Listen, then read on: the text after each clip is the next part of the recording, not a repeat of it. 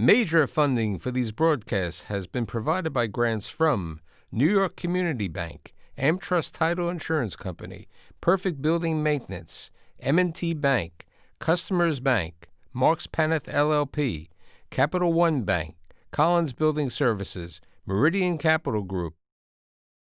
Additional support has been provided by grants from AKA Hotel Residences Corman Communities, Ariel Property Advisors, Amerant Bank, Bank of America Merrill Lynch, Briarwood Organization, Chase Commercial Mortgage Lending, Chase Commercial Term Lending, Citizens Bank, Dime Community Bank, Douglaston Development Levine Builders, Flushing Bank, Friedman LLP, Handro Properties LLC, Handler Real Estate Organization, Hodges Ward Elliott INC, Investors Bank, James D. Kuhn Real Estate Institute at Syracuse University, John Casamatides Red Apple Group, Keysight Capital Partners, Matone Group, New Banks, Newmark Knight Frank, Ocean First Bank, Optimum Window Manufacturing Corp., People's United Bank, Rockefeller Group, Rosewood Realty Services, Stonehenge NYC, SVN CPEX Real Estate Services, Tierra CRG, the Meringer Family Foundation, and these friends.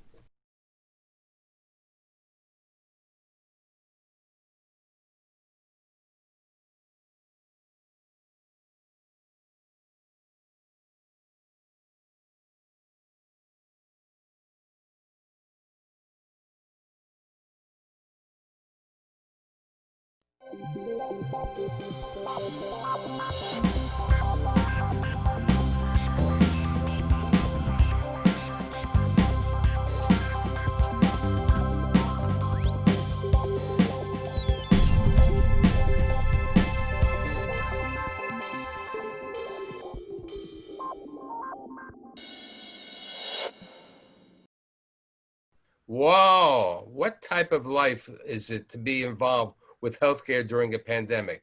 No one ever expected it, and no one hopes that it will ever continue to take place. Hopefully, a vaccine will come out and the world will get better. But one institution that had challenges and also had made opportunities during the pandemic is the NYU Langone Health System. And I'm fortunate today to have the leaders from the institution to talk about what they see and what they see in the future. My guests, they include Dr. Joe Greco, who is the Senior Vice President and Chief of Hospital Operations at the NYU Winthrop Hospital, NYU Langone Health. Dr. Brett Rudy, who is the Senior Vice President and Chief of Hospital Operations at the NYU Langone Hospital, Brooklyn, and also at the NYU Langone Health. And last but not least, Andrew Rubin, who's been here a couple of times with me, the VP of Clinical Affairs and Ambulatory Care at the NYU Langone Health, the faculty group practice. So as I was saying before we started the show today, during the pandemic, many doctors who had their private practices or small groups didn't have revenue because they weren't allowed to see patients. What effect did that have in recruitment, Andy, and also for your hospitals to have new doctors join you and larger groups? Andy, you want to start on that one? Sure. Remember, what my division does within NYU Langone Health is we're the physician group. So we have 3,200 doctors and several thousand staff who work out of close to 400 locations providing healthcare services in the region. And we were always and are always looking for new groups and opportunities to grow the network, to expand our reach of patients and bring the healthcare closer to their homes and where our hospitals are located in Manhattan, Long Island, and Brooklyn. So naturally, during COVID, starting back in March, we shut down the recruitment pipeline and turned all of our efforts towards supporting the hospitals with their COVID relief efforts. But slowly, as the state stabilized the COVID numbers, the physicians who were independent practitioners or even part of some larger groups that struggled financially with no revenue coming in, the doctors started reaching out to us. So it created a unique opportunity for us to rapidly redeploy our recruitment efforts and resulting in us being able to sign some contracts with some very nice sized, high quality groups throughout the region. So, creating an opportunity out of the ashes, if you will. I mean, Brett, do you think you were able to pick up more groups, especially with what's happening in Brooklyn?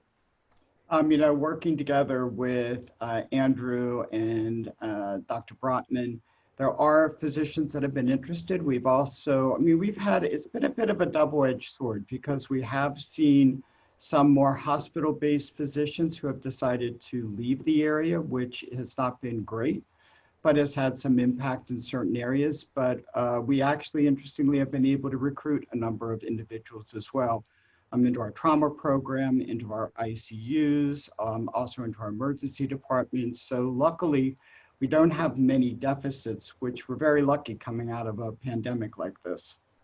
Here's a question for all three of you. Which institution was affected most by the pandemic with regard to hospitalizations, a number of cases, and so on?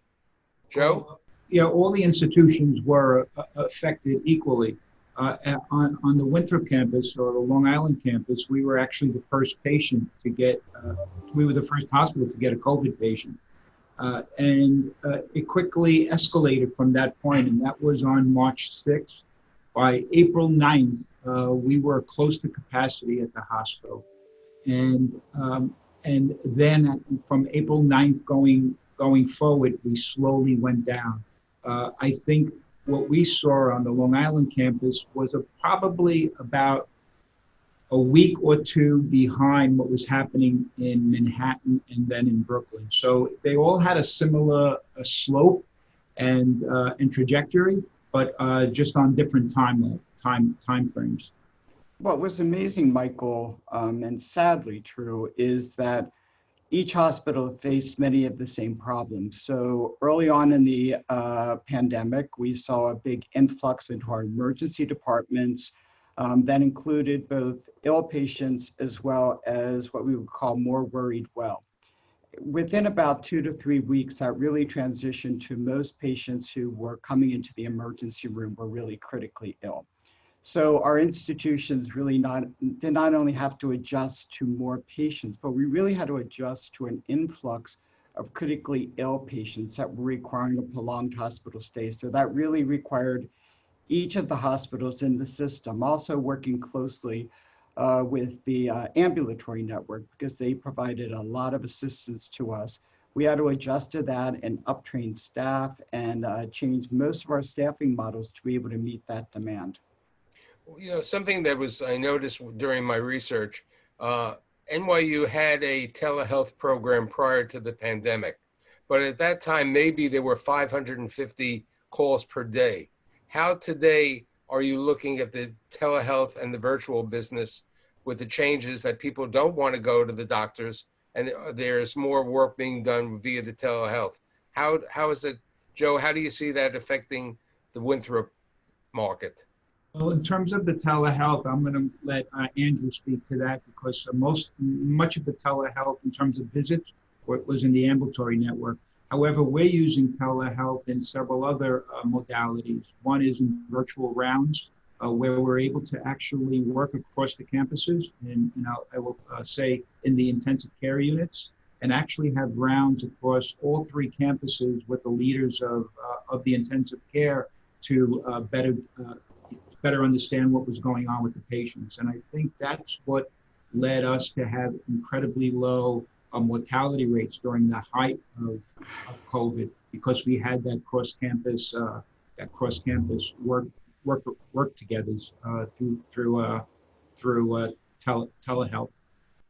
Yeah, so Mike, this is a good story. NYU a couple of years back had decided to make an investment in telehealth, but predominantly at the time for virtual urgent care.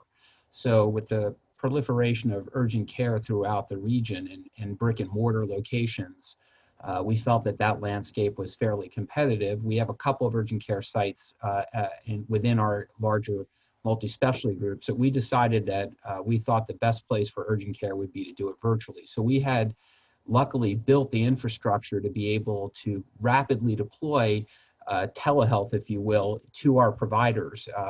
And because that infrastructure was built, the training was built, we were able to launch this to our doctors literally within 24 to 48 hours of the federal government and the state saying, open this up, release, reducing the regulations, paying for the services. We got up to about 70% of our office visit, what we call evaluation and management services, routine office visits. We got up to about 70% of our normal volume during the height of the pandemic. We have gone back down to about 20% has remained. Prior to the pandemic, we had 0. So we're still doing several thousand telehealth visits a day. During the height of the pandemic and virtual urgent care, we were doing several thousand of those alone. We've probably reduced them back to a couple hundred a day now. So it's certainly still here. It's still an important part of what we're doing, but we've seen a return to more office-based physical encounters taking place in our sites. Brett, I think it would relate to you. Your patient mix is not as affluent as the Winthrop patient mix, and they may not be able to use the telehealth or the virtual urgent care. Is that correct? Actually, Michael, when push came to shove during the pandemic, especially through our family health centers, our federally qualified health centers, they were able to get pretty good uptake of telehealth, even in that population. And it was a little bit slow at the beginning, but the uptake was actually quite good. And so what this has really shown is that we can really utilize this as a resource in even disadvantaged populations. And we have to adjust. Not everyone has a smartphone, but what we found during the pandemic is that if we engaged the family, a lot of times there was someone in the family who could help, especially if it was someone who was elderly or someone younger, to get on a telehealth visit. And we've tried to leverage this into kind of the lessons learned during the pandemic. Is it was a good way to stay connected with families. And we also realized that it's a good way to stay connected with patients after their discharge. So we have a number of initiatives that are happening now, both in medicine and neurology, where they're using telehealth as follow-up visits to hospitalization and as a bridge to getting them back into primary care and to make sure that their transition back into the community goes smoothly and their healthcare needs are being met. And if there are problems, that we can address them closer to the time of their discharge so they don't have health-related returns to the emergency room. With regard to the, ask Joe and Andy the question, how have patients reacted to telehealth today? You know, people would like to see the doctor, but in reality, the telehealth allows people not to travel on the subway or to drive over there. It provides greater access. How are the patients at Winthrop accepting it? I think telehealth was embraced, especially during the height of the pandemic. As Andy said, that number has come down. So I think patients really want to get in to see their doctor. So it's I think right now you're going to see a balance that's going to go forward. About 20% or so will be telehealth. But I think that interaction with the doctor has not gone away completely, and people still want that patient-doctor interaction. What about elective surgery? I mean, during the initial days of the pandemic, elective surgery wasn't available. How'd the hospital take care of it, rolling it out again during this period of time? You know, I think that one of the things that was important about the telehealth visits that were conducted during the pandemic is it kept patients engaged in care and connected to their doctor. And that was really important because there were patients that we found should have sought care earlier. And so this helped us keep track. But it was really important when we were ready to open back up again and we were ready to get those patients in for care.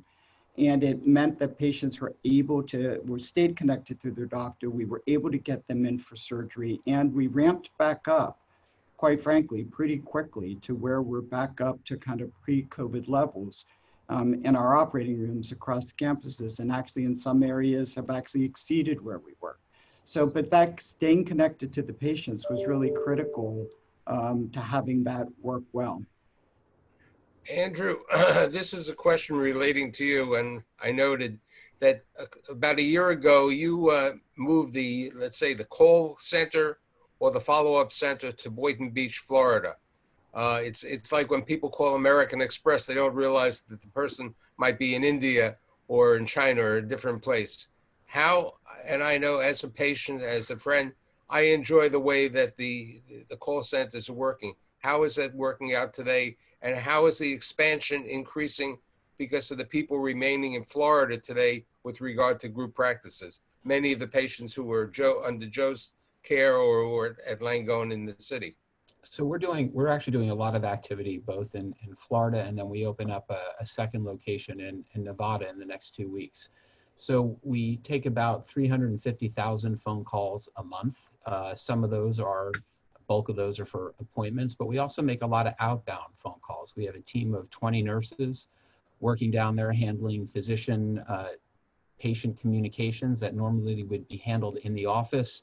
They're being handled by our clinical team down in Florida. We're also doing a lot of work with what we call healthcare management. So making sure patients who are in need of a clinical service that they're called clinical arrangements that we have with insurance companies. So if you are, for example, due for your annual mammogram and you haven't received it yet, we get a list from the insurance company. We'll call that patient and get them scheduled to come in. It's been quite successful because the reality is when you're in a busy physician office and the phones are ringing off the hook and people are doing 40 different tasks, it's really hard to answer the phones. There's a service level expectation that our patients have in terms of being able to make an appointment, reach us, and we're able to do that much more efficiently using these access centers. But more importantly, Michael, is the fact that last month we made 120,000 appointments online using our own proprietary web and software. We don't use any of the other online scheduling systems that are available in the marketplace.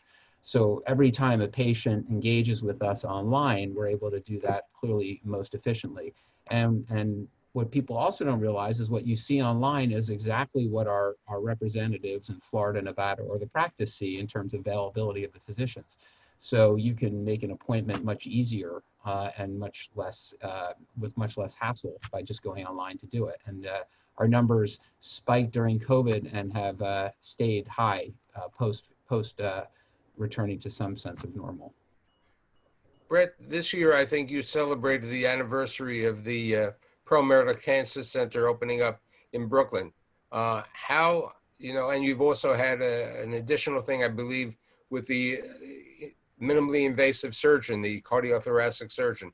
How do you see these changes taking place in Brooklyn?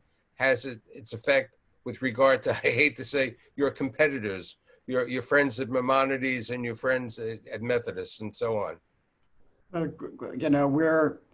We're an integrated health system. I know that most health systems claim that, but we truly are. So, when we look at coordinating what this brings to the community, so let's use that example that you just brought up. I mean, in order to have a program dedicated to treating patients with lung cancer, you have to have every single component, which not only includes the surgeon and not only includes the oncologist, but a real lung cancer screening program to get patients into care early, because you have to identify patients early, diagnose them, and then they're amenable to surgical approach to treatment and hopefully cure.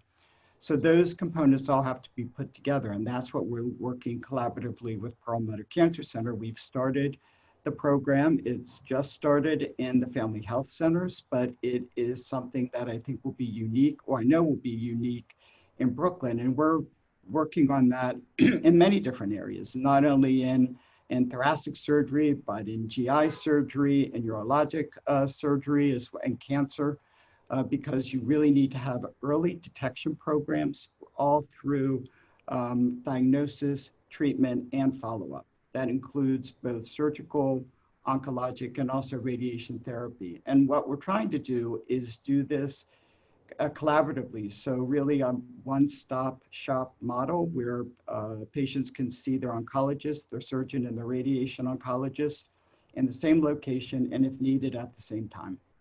Joe, is Perlmutter Cancer Center tied into Winthrop right now, or you have your own cancer center right now?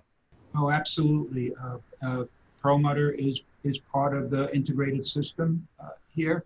We converted our existing cancer services to be part of Perlmutter. So now we We get the benefit of the research portfolio as well as the clinical trials, in addition to the clinical care that we always had at NYU Winthrop. As you know, the CyberKnife program was a I was going to bring it up. I see. I mean, there's enough advertisements on the CyberKnife program. So the CyberKnife program was always a very big part of the NYU Winthrop Cancer Program. That is now tied into the Perlmutter Cancer Program. So now bringing in not only CyberKnife, but the other modalities of treatment of prostate cancer. What do you see in the future? Okay, a vaccine, especially, and I just want to thank Andy for being one of the, I hate to say guinea pigs, who volunteered to be tested for the vaccine. Once a vaccine takes place, what do you see changing and implementation with regard to the NYU Langone Health in general, with regard to Winthrop, with regard to Brooklyn, with regard to Manhattan? I know that you've got more involved with transplants. I believe transplants are being done right now, Joe, out at Winthrop right now in certain levels. I know that transplants are heavily, especially with Robert Montgomery over there in Manhattan. What do you see the next steps taking place past COVID? We are not currently doing transplants on Long Island right now. However, patients needing transplants are cared for on Long Island. They go into Manhattan to have the transplant surgery, and then they're cared for by the physicians and team on Long Island. And that integration is what makes it so unique, in that we are using one medical record. We have the Epic medical record. So what's happening in the hospital is clearly seen in the practices. There is no barrier to sharing the information across the continuum of healthcare. And I think that's what sets us apart from other health organizations, is that Epic medical record and that continuum across the whole system. I think the other thing that you bring up about the vaccine is that, we're waiting and hoping that there'll be a vaccine soon. As you know, there are many in the pipeline. We are going to have to see what the outcomes of those studies show. I mean, obviously the science and the outcomes are going to drive how we implement it and with whom we implement it, et cetera.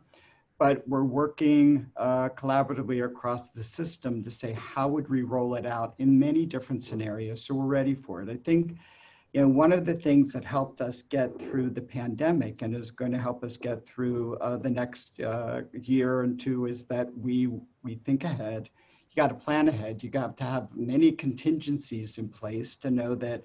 So what happens if we see an uptick in COVID patients? What if, how are we going to try to keep as many patients engaged in care, plus safely take care of patients who might be infected with COVID? So we have very detailed plans in place. So we've also done, mock drills to know how would we implement it, what would be the next steps, and making sure that the staff are aware of their roles, responsibilities, and how we can plan to respond to those changes in the future. Yeah, I just want to jump in and add to what Brett said. We learned so much over the past 6 months in the ambulatory environment. Since New York has done such a terrific job in keeping their COVID numbers down, we've had patients come in, we do a thorough screening before they come into the office, but every now and then a patient tests positive or a staff member tests positive because we're routinely screening our staff. We've been able to avoid all cross-contamination. There have been no COVID exposures amongst other staff in any of our locations because of everything that we've learned and how we're integrating the safety measures in the hospital, the PPE in the hospital into the ambulatory environment. So even if there is a tick up or spike up, we still feel that we've been able to keep our staff, our physicians, and our physical locations very, very safe. So we're far more prepared now than we were in the past. Joe, this is a question for you. Do you see more ambulatory care practices, facilities opening up in Long Island, especially with the changes? Oh, yes. I think Long Island still has a number of ambulatory opportunities across not only Nassau County, but as we start looking towards Suffolk County. There is no getting away from people are leaving Manhattan. and that's the initial response. And certainly the growth on Long Island is going to be very, very strong in the next few months going into years. And I think it's a real opportunity for the health system to further capture the patients on Long Island. What's on the horizon? I mean, the medical schools have the free tuition, both the Long Island school and the regular NYU. What's on the horizon over the next year for the NYU Langone Health? I think you're going to see an expansion on Long Island. I think this campus, which is the Long Island campus, is going to have significant improvements completed. Certainly not within the year, but certainly in the time coming in the next 5 years, to be really a premier hub on Long Island for the NYU Langone Health System. And that will actually help us reach patients going further out into obviously Eastern Nassau and then way into Suffolk County. I think that's going to be the biggest benefit to the patients on Long Island. Brett, you're in the middle of a construction project, right? $700 million. We're always in the middle of some type of construction project, but we're slowly improving the infrastructure here, but we're really focused right now on improving infrastructure around services. So enhancing our ability to do more complex cardiac cath patients that come into the institution. So that project has been completed, but also has some other requirements now to expand. We're also now, as we expand our surgical services, are expanding some of our ORs, and especially with the focus on the technology to really help the surgeons in performing some of these more complex procedures. The other thing, one of the things we really try to stay ahead of is what are the needs in the community that are not being met that we can provide here in Brooklyn without patients needing to leave the borough. You mentioned the thoracic surgery program. That is going to be critical. Expanding cardiology services is going to continue to be critical. Acute care surgery is going to continue to be critical. But I'll let Andrew speak to this, but we're always focused on the ambulatory because more and more things are being done in the ambulatory part of our business, and the hospitals are here to support that and to take care of patients for those who cannot be cared for in the ambulatory setting. I'd like to thank Joe, Brett, and Andy, and the entire NYU Langone Health System for doing a great job and being here today, and hope to have you back in a couple of months again. Thanks again, everybody.